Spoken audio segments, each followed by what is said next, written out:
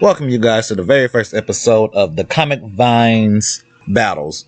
Now, if you don't know what Comic Vine Battles are, basically it's a website to where people come to a forum that has nothing but battles, and they pretty much are fantasy battles slash death battles that random people always put up to ask questions or maybe even trolling, which, okay.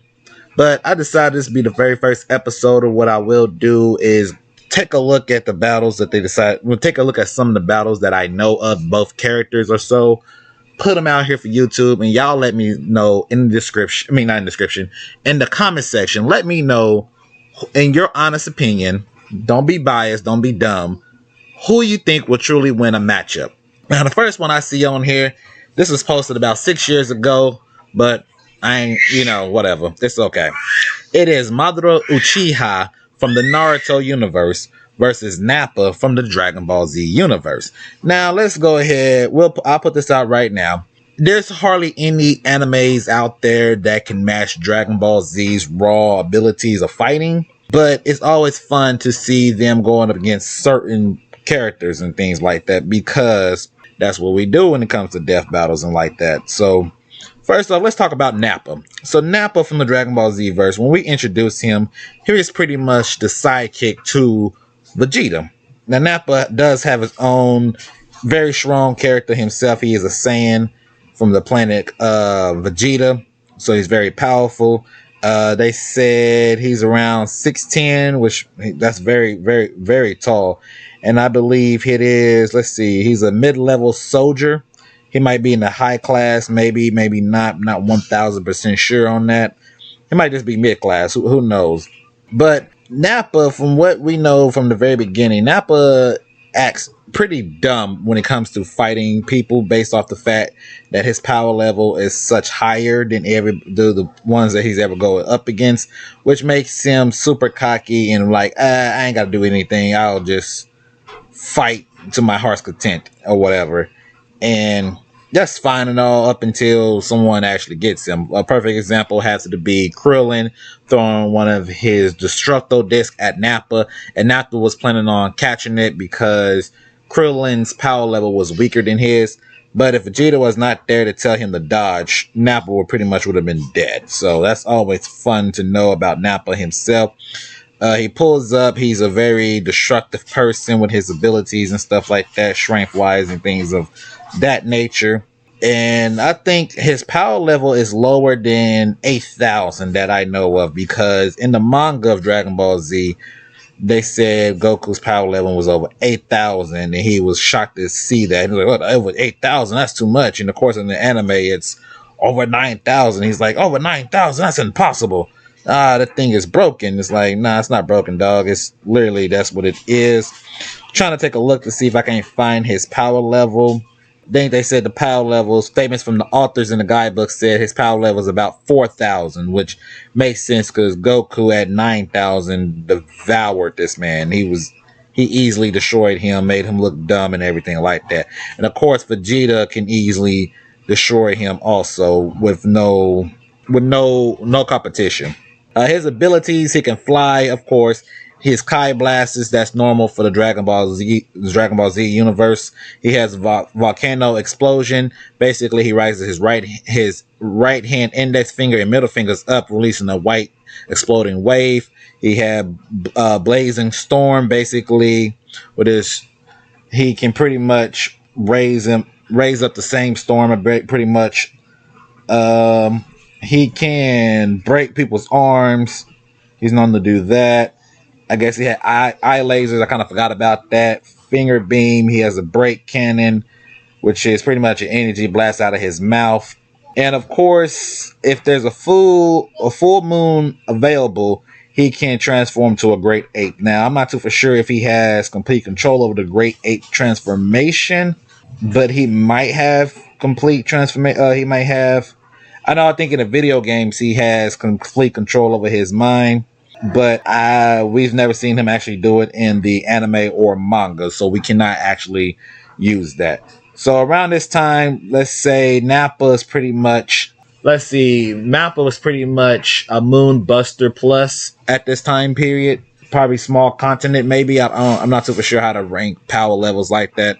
I'm not 100% sure on that, but he was easily stronger than Radish, who pops up beginning. He was able to one shot a moon because Piccolo was able to one shot the moon, so easily he can do the same.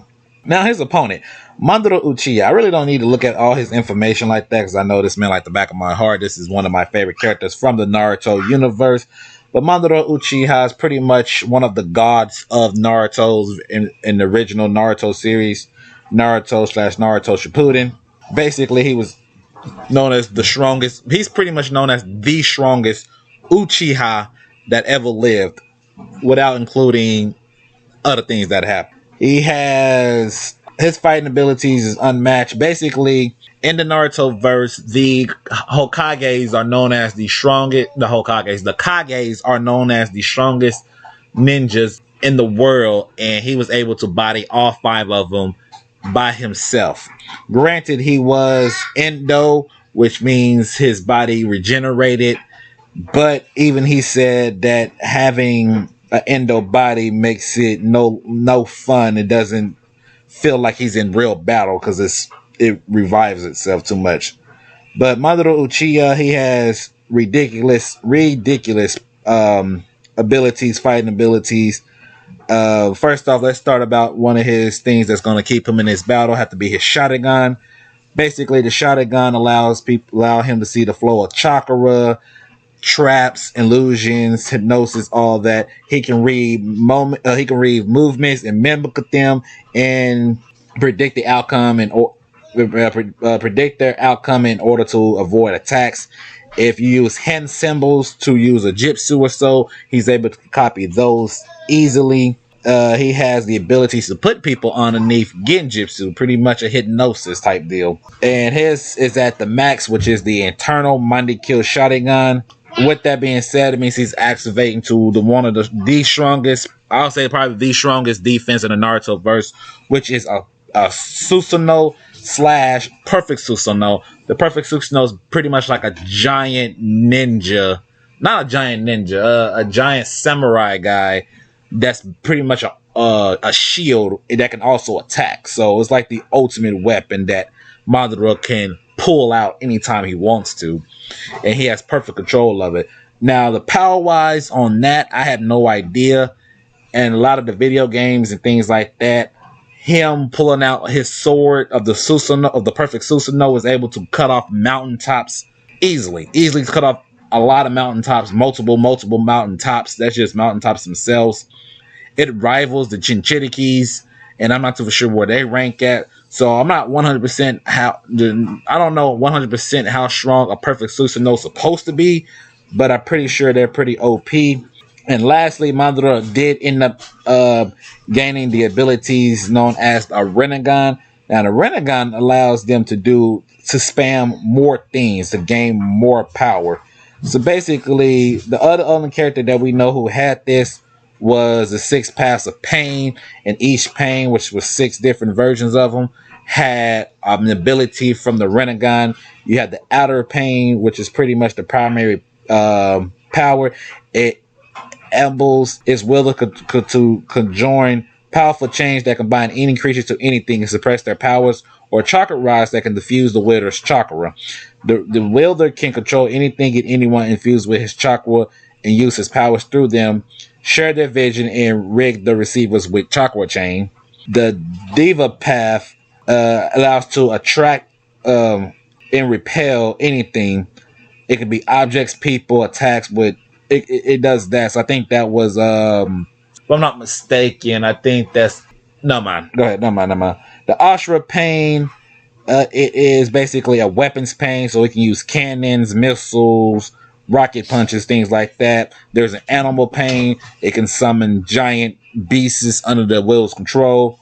The Nakara Pain, which is the king of hell, a demon able to absorb its victim's life force to store their life or even resurrect them, which pretty much allowed him to redirect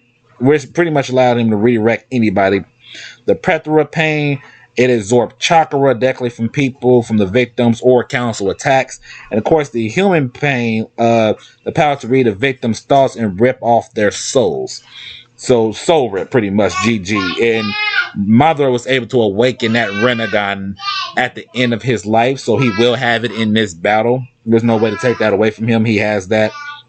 Now this Rinnegan also allows him to basically have these things known as limbo. Now these limbo, once he has both of his Rennegans, these limbos are creatures that are alive in a different plane of existence. So you can't see them unless you have a Rinnegan. Or you can sense them if you have Senjutsu.